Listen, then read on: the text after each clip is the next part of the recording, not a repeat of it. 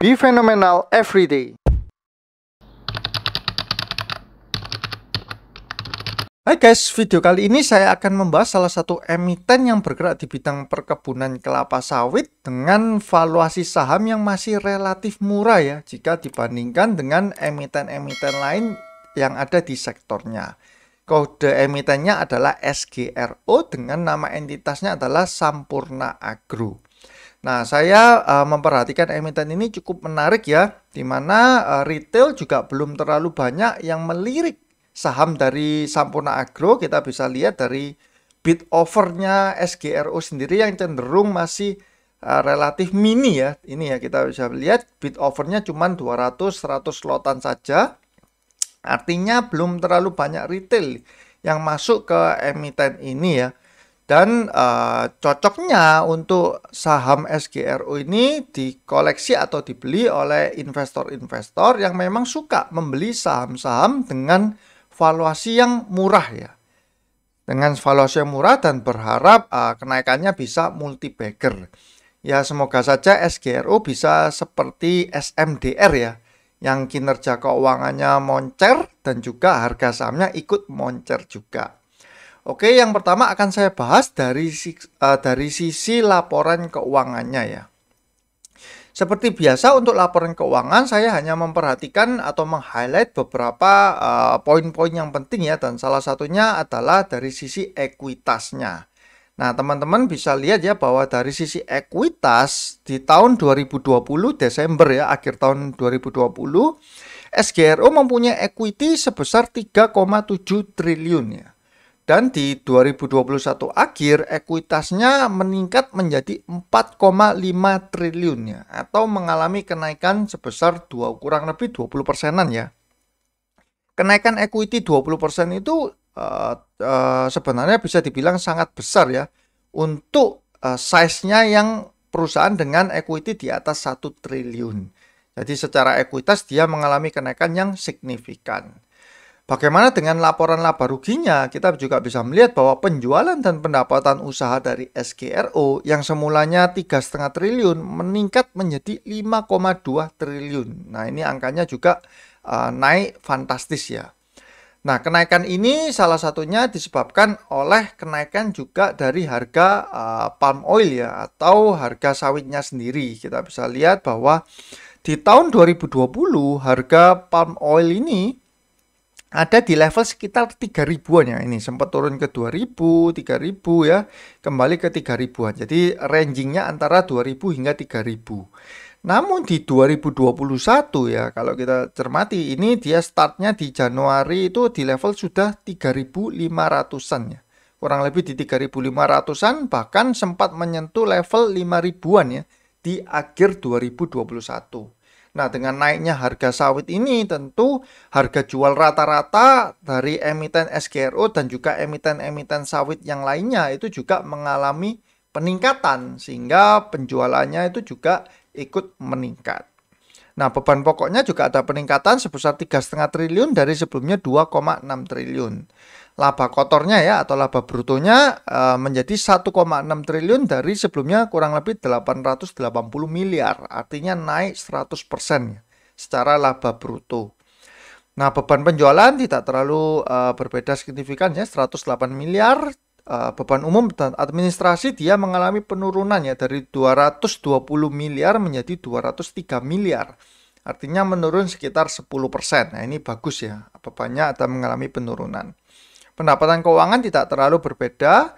Beban keuangan ini biasanya adalah beban bunga ya. Dari 293 miliar menjadi 259 miliar. Ada penurunan beban bunga di sini. Artinya dia mungkin ada melakukan pembayaran bunga juga. Pembayaran hutang, Pembayaran hutang sehingga menyebabkan beban bunganya menurun. Kemudian totalnya jumlah laba ruginya dari sebelumnya tahun 2020 itu rugi 191 miliar menjadi surplus ya, atau profit 814 miliar. Nah, ini kenaikannya juga sangat signifikan. Nah, kalau teman-teman cermati di sini ya, bahwa ini ya labanya di tahun 2021 kan 800 miliar ya, sebelumnya 200 minus 200 M di tahun 2020. Dan bahkan di tahun 2019 dia labanya cuma 33 M, di 2018 55 M, 2017 280 M ya. Sebelumnya 2016 juga 400 M. Artinya di 2021 ini adalah highest-nya dia mencetak net profit untuk saham SGRO.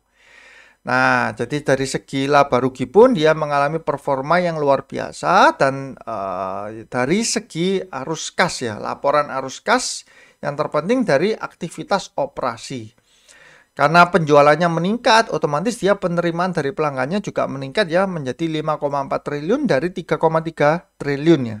Terus dia bayar kepada pemasoknya sebesar 2,2 triliun, sebelumnya 1,4 triliun. Wajar mengalami kenaikan karena juga dia terima dari pelanggan juga mengalami kenaikan.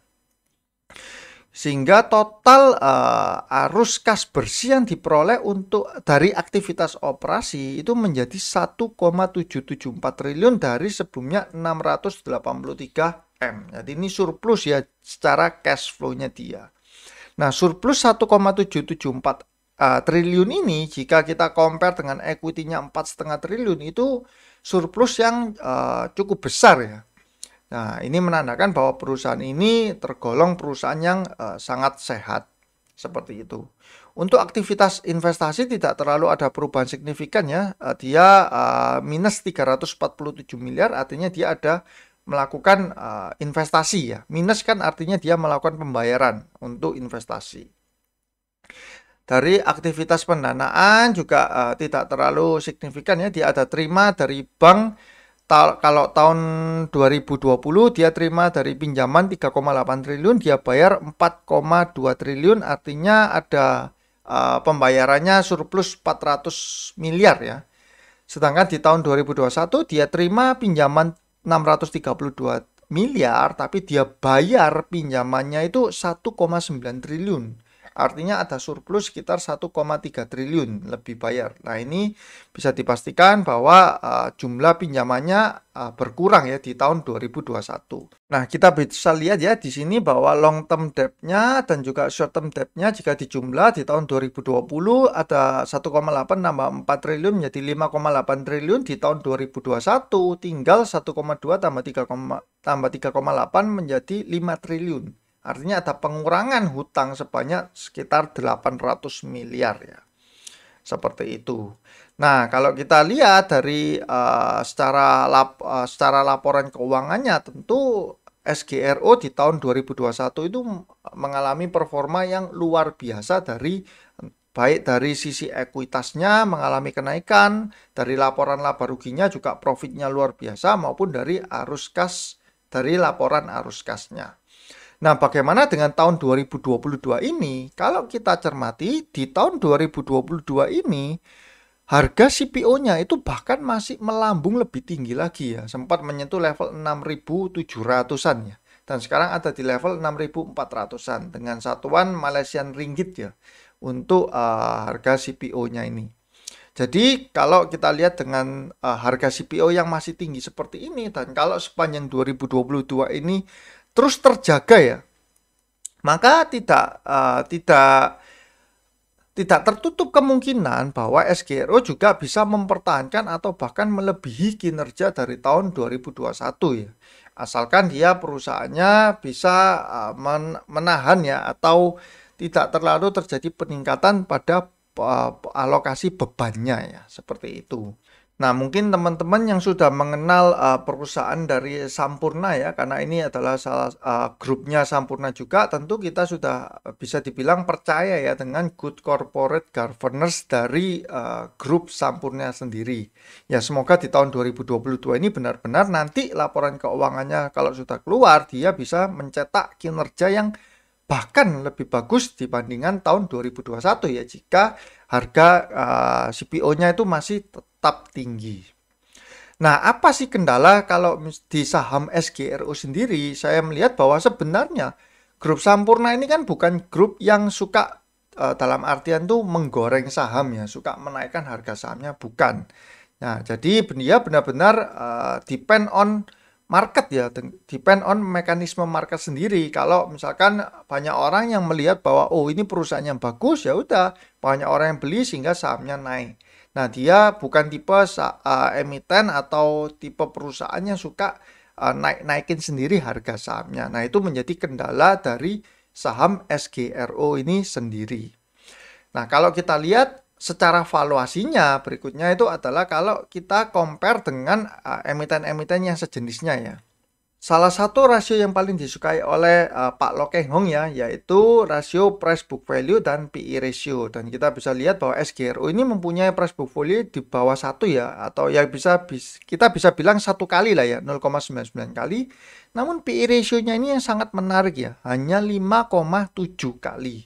Nah, dengan valuasi yang seperti ini, kalau kita lihat dengan emiten misalkan AALI ya, AALI mempunyai PBV itu di atas 1 kali ya, atau 1,15 kali, dan PE ratio-nya itu 12,17 kali, jauh di atas SGRO. Demikian pula dengan misalkan LSIP ya. LSIP itu price book value-nya sama 0,99, namun PE ratio-nya itu 10,15 kali. Dan mungkin next ada DSNG ya. DSNG price book value-nya 1 kali sama dengan PE ratio yang juga di atasnya dari SGRO ya. SGRO adalah 5,6 kali. 5,7 kali ya. Nah, jadi ini mengapa saya bisa bilang bahwa salah satu emiten sawit yang valuasinya termurah. Nah, kita juga bisa melihat dari track record pembayaran dividen emiten SGRO ini. Kalau kita cermati, SGRO ini ya sebelum-sebelumnya dari tahun 2009, 2010, 2011, 2012 hingga tahun 2018 itu selalu rutin membayarkan dividen ya. Nah, 2019 dia sudah tidak membayarkan dividen. Kenapa? Karena kalau kita cermati di tahun 2019 kan dia melihat atas kinerja tahun 2018 ya. Di tahun 2018 ini labanya kan tinggal 55,5 miliar. Otomatis mereka tidak tidak membagikan dividen karena labanya sedikit sekali. Di tahun 2020 juga tidak membagikan dividen karena labanya juga sedikit, tinggal 33,2 miliar. Dan ketika pandemi kemarin perusahaan ini bahkan merugi ya, minus 200 miliar sehingga di tahun 2021 juga tidak bagi dividen. Nah, di tahun 2022 ini kemungkinan juga tidak membagi dividen ya, walaupun dia sudah cetak laba 800 miliar. Namun ini tidak menjadi masalah asalkan misalkan nanti ya dia mengalokasikan profitnya ini atau uangnya itu untuk membayarkan hutang. Kenapa? Karena kita bisa lihat juga bahwa untuk interest expense atau beban bunganya itu cukup besar ya, di mana di 2021 ini mencapai 259 miliar. Kalau sebelumnya 2020 malah paling parah ya, 290 miliar, hampir 300 M. Nah, kalau dia bisa mengurangi hutang seperti yang dia lakukan di 2021 ini, tentu perusahaan ini akan semakin sehat dan beban bunganya akan semakin berkurang. Nah, selain itu saya juga melihat bahwa emiten ini ketika tahun 2017, 2018, 2019 itu dia memiliki harga itu di sekitar 2.570, 2.370, 2.380. Tidak terlalu berbeda dengan harga di saat sekarang ya. Sekarang kan 2.410 ya, di mana video ini dibuat ya. Jadi harganya ini masih belum terlalu berbeda, padahal secara kinerjanya sudah jauh berbeda. Tahun-tahun sebelumnya ini 2017, 18, 19 itu dia equity-nya masih 4 triliunan dan labanya itu jauh ya jika dibandingkan di tahun 2021 ini.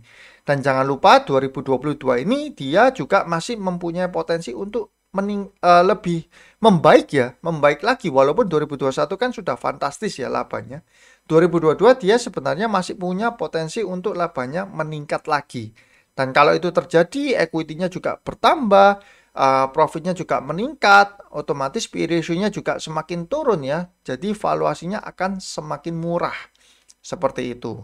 Emiten SGRO sendiri ini juga tidak pernah melakukan aksi korporasi seperti right issue segala macam ya. Ini jadi masih clean case ya.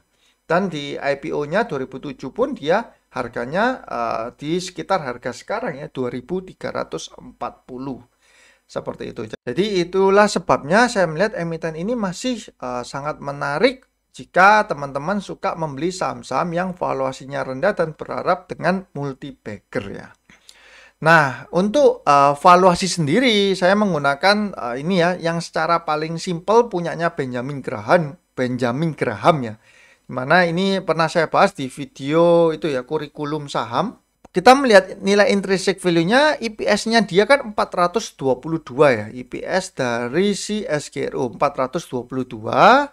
Dan ini yang pertama risk free rate ya, ini penjelasannya. Risk free rate itu adalah bunga investasi free resiko seperti deposito atau obligasi pemerintah. Nah, obligasi pemerintah, nah kalau deposito itu kan patokannya LPS itu 3,5% ya setahun. Namun kalau kita melihat dari obligasinya pemerintah, kuponnya itu mencapai 4,9%. Nah, saya ambil misalkan tengah-tengahnya yaitu di angka 4%. Kemudian Y ini adalah yield dari obligasi tenor 10 tahun ya. Untuk rating AAA, dan itu ada di angka berapa? Ada di angka 6,98%. Nah, itu saya ambil dari mana ya? Nah, ini ya, 6,977 ya, lebih tepatnya 6,977. 10 year yield untuk ID Indonesia 10 year bond. Ini M ini adalah angka konstanta, angka tetapan ya, angka fix untuk standar perusahaan. PE ratio yang saya ambil yang terburuk ya, yang tidak bertumbuh. Yang PE ratio-nya dianggap tidak bertumbuh, ya ini saya masukkan angka 7 ya.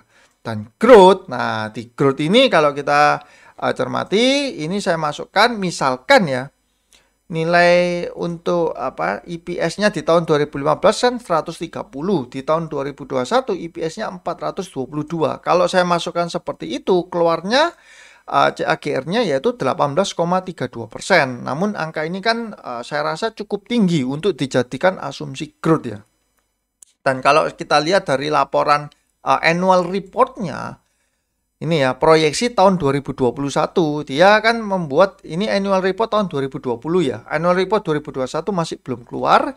Dan di sini kalau kita baca, dia ada memperkirakan ada produksi TBS-nya akan meningkat 13 hingga 18% di 2021 ya. Nah, dari sini mungkin saya masukkan angka yang ibaratnya itu angka yang pesimisnya itu di angka 13% ya. 13% di sini, sehingga keluar intrinsic value-nya itu ada di level 4.839 ya. Nah, untuk harga sahamnya saat ini ada di level 2.410 sehingga margin of safety-nya sekitar 50,19%. Ada potensi upside-nya kurang lebih sekitar 100% ya. Kalau kita menggunakan formula dari si Benjamin Graham.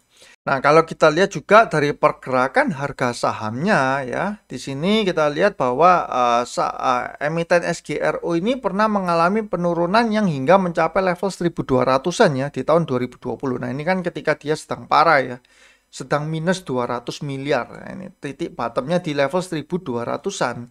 Dan dia sudah mengalami kenaikan ya, rebound. Hingga sekarang ada di level 2.400-an. Namun sekali lagi saya ingatkan bahwa kalau teman-teman memang suka dengan saham yang valuasi rendah dan berencana untuk mengakumulasi atau mengkolek dari SGRO, volume transaksinya dari saham ini itu begitu rendah ya. Nah, ini transaksi sehari aja cuman berapa nih? 120 juta, top buyer, top sellernya 180 juta. Bahkan tidak mencapai 1M ya. Ini kalau kita melihat ya di sini, satu hari transaksinya hanya 452 juta. Jadi teman-teman memang kendalanya adalah lebih susah mengkolek saham seperti SGRO ini. Kita mungkin koleknya tuh harus pelan-pelan ya. Misalkan beli 50 lot, 100 lot seperti itu. Kita nggak bisa beli, misalkan kita punya dana 500 juta kita langsung mau tembakkan, tentu nggak bisa. Berbeda dengan saham-saham yang volumenya atau lotnya itu besar seperti Antam. 500 juta kita mau tembakkan di satu level itu masih memungkinkan. Nah, itu adalah kendala yang kita akan alami kalau kita mau mengkolek saham dari SGRO ini.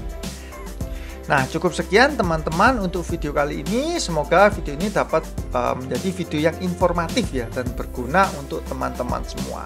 Saya doakan semoga teman-teman sehat selalu, semakin sukses dan cuan selalu. See you guys.